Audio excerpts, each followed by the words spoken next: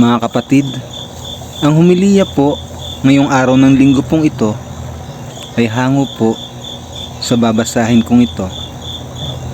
Juan, Kapitulo 10, versikulo 11 hanggang 18. Si Jesus ang mabuting pastol. Ako ang mabuting pastol. Inaali ng mabuting pastol ang kanyang buhay para sa mga tupa.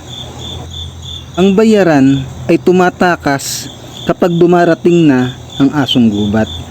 Iniiwan niya ang mga tupa. Palibhasi hindi siya pastol at hindi kanya ang mga ito.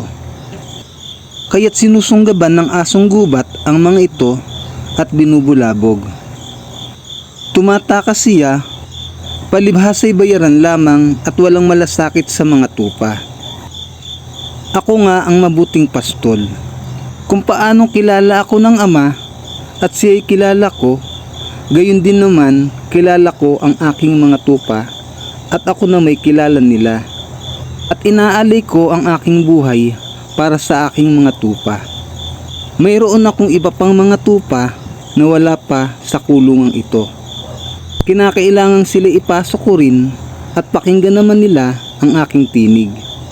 Sa gayon, magiging isa na lamang ang kawan at isa ang pastol. Dahil dito'y minamahal ako ng Ama, sapagkat inaalay ko ang aking buhay upang ito'y kunin kong muli. Walang makakakuha ng aking buhay. Kusa ko itong ibinibigay. Mayroon akong kapangyarihang ibigay ito at kuning muli. Ito ang utos na tinanggap ko sa aking Ama.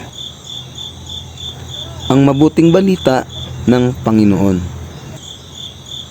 Pinupuri ka namin, Panginoong Hesukristo.